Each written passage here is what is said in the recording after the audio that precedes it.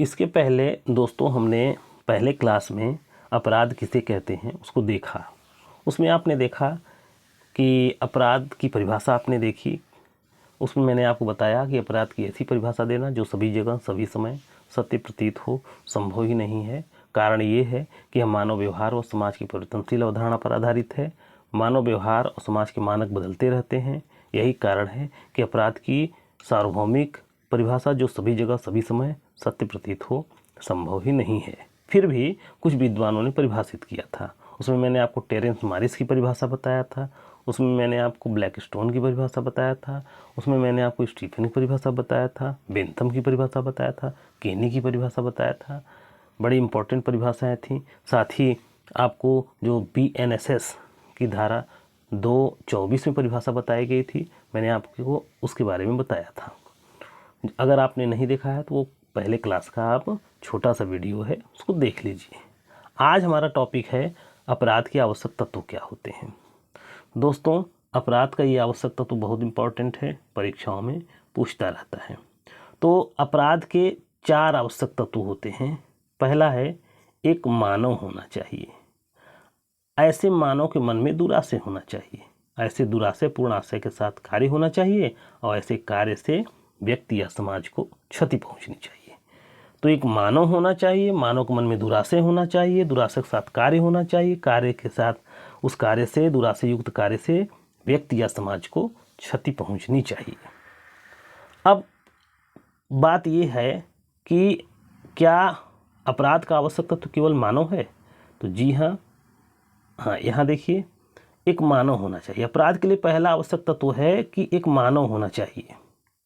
ठीक है, एक मिनट, थोड़ा हम यूजर फ्रेंडली नहीं है दोस्तों, लेकिन धीरे धीरे ये हो जाएंगे। तो ये अपराध के लिए पहला आवश्यक तत्व है एक मानव होना चाहिए। तो मैं बता रहा था कि क्या अपराध के लिए केवल मानव ही होना चाहिए? जी हाँ। तो जो हम BNSS के BNS के अंतर्गत जो हम अपराध पढ़ रहे हैं, तो उसके लिए मानव, किसी अपराध के लिए आवश्यक है कि ऐसा अपराध किसी मानव द्वारा किया जाए। प्राचीन काल की बात हो रही है। प्राचीन काल में पशुओं को भी अपराध के लिए दंडित किया जाता था। तब दंड प्रतिशोध की प्रकृति का होता था। अपराध के अनिवार्य तथ्य के रूप में जैसे जैसे मेंस रिया की अवधारणा का विकास हुआ है दोस्तों, वैसे वैसे मानव ही अपराध का आवश्यक तत्व रह गया है। प्राचीन काल में आप देखते थे कि पशुओं को भी दंडित किया जाता था, तो वो तब मेंस रिया का विकास नहीं हुआ था। अब मेंस रिया का विकास हो गया है। अब अपराध का आवश्यक तत्व केवल मानव रह गया है। आज भी पशुओं को दंड जैसे मार डालना वगैरह किया जाता है, तो वो सुरक्षा के लहजे से किया जाता है। उसका दृष्टिकोण ये नहीं होता कि उनको BNSS के तहत प्रक्रिया चला करके, भारतीय दंड संहिता अब तो नहीं है, तो BNS के तहत उनको दंडित किया जाए, ये उद्देश्य नहीं होता। तो एक मानव होना चाहिए। ऐसे मानव के मन में दूसरा आवश्यक तत्व ये है कि ऐसे मानव के मन में दुराशय होना चाहिए। दुराशय तो बहुत ही इंपॉर्टेंट तत्व है अपराध का। तो दुराशय अपराध का सबसे महत्वपूर्ण तत्व है। यह वह कारक है, वह कारण है जो किसी कार्य को करने के लिए प्रेरित करता है। जहाँ किसी अपराध को गठित करने के लिए आवश्यक आपराधिक आशय अनुपस्थित होता है, वहाँ अभियुक्त दंडित नहीं किया जा सकता जब तक कार्य दोषकर्ता के आशय के बिना भी दंडनीय न हो। इसी को एक सूत्र में पूरा गया है, एक्टस नॉन फेसिट्रियम निसिमेंसिट्रिया, अर्थात the act itself does not make a constitute guilt unless with A guilty intent. अर्थात केवल कार्य किसी को अपराधी नहीं बनाता यदि उसका मन भी अपराधी न हो। तो अपराध के 4 आवश्यक तत्व में पहला आवश्यक तत्व है एक मानव होना चाहिए। ऐसे मानव के मन में दुराशय होना चाहिए। अब अगर कोई मानव है लेकिन उसके मन में दुराशय नहीं है और कोई उससे अपराध हो जाता है, तब भी वो दंडनीय नहीं होगा। तो एक मानव होना चाहिए, ऐसे मानव के मन में दुराशय होना चाहिए। ये अलग बात है कि आजकल समय के साथ साथ बिना दुराशय के भी कुछ अपराध गठित कर दिए गए हैं, जैसे कठोर दायित्व, पूर्ण दायित्व। ये सब सिद्धांत ऐसे हैं जिसमें दुराशय खोजा ही नहीं जाता। वो कार्य हो गया तो आपको दंडित किया जाएगा। तो एक मानव होना चाहिए, ऐसे मानव के मन में दुराशय होना चाहिए और ऐसे दुराशयपूर्ण आशय के साथ कार्य होना चाहिए।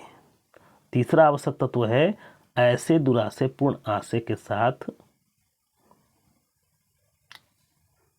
कोई कार्य होना चाहिए। अपराध का तीसरा आवश्यक तत्व यह है कि ऐसे मानव जिसके मन में दुराशय हो, ऐसे दुराशय के साथ कोई कार्य किया गया हो। क्योंकि केवल आशय दंडनीय नहीं होता, क्योंकि कोई भी नहीं जान सकता कि किसी व्यक्ति के मन में क्या है।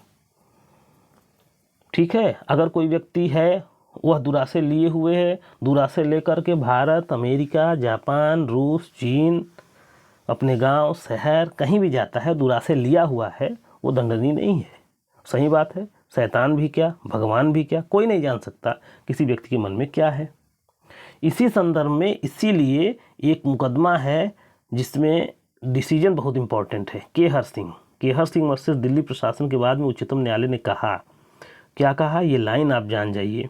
हेतु मस्तिष्क की दशा, प्रतिशोधपूर्ण भावनाओं से भरा मन और दोषपूर्ण आशय न तो अपने आप में कोई अपराध है और न ही अपराधी को घटना से जोड़ने के लिए पर्याप्त है, परंतु आपराधिक कार्य हो जाने पर हेतु या दुराशय का साक्ष्य महत्वपूर्ण हो जाता है।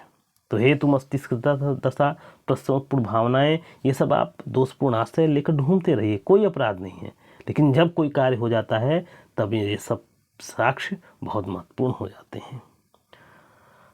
अगला है, इसमें जो लाइन है जो परीक्षाओं में पूछता भी रहता है, ये है कि फाउलर वर्सेस पैजेट।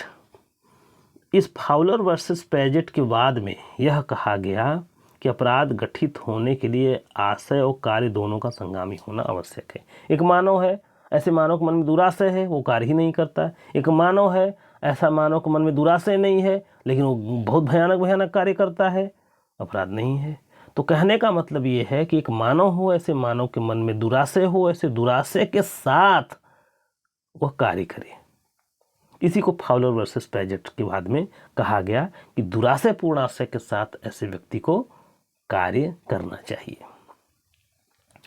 अब अगला आता है दोस्तों कि जो चौथा तत्व है, ऐसा मानो जिसके मन में दुराशय है, दुराशयपूर्ण आशय के साथ कार्य करता है, उस कार्य से किसी व्यक्ति या किसी समाज को क्षति हो जाना चाहिए।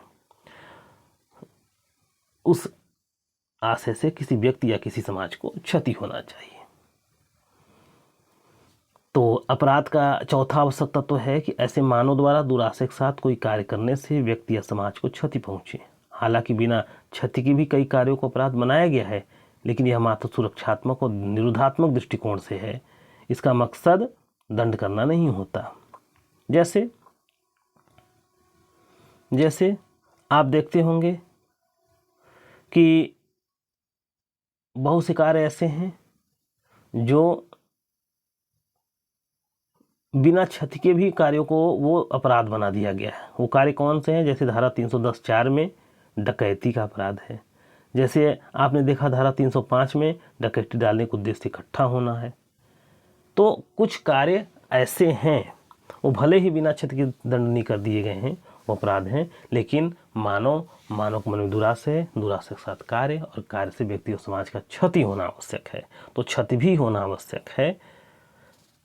तो आपने देखा इस तरीके से कि अपराध के 4 आवश्यक तत्व हैं, चारों बहुत महत्वपूर्ण हैं। ये क्रम परीक्षाओं में पूछता रहता है कि मानव के मन में दुराशय, दुराशय के साथ कार्य, कार्य से समाज या व्यक्ति को क्षति, ये अपराध का आवश्यक तत्व हुआ। अब आगे हम अगला चैप्टर में देखेंगे अपराध के अपूर्ण अपराध क्या होता है, अपराध के चरण क्या होते हैं। ठीक है दोस्तों, नमस्कार।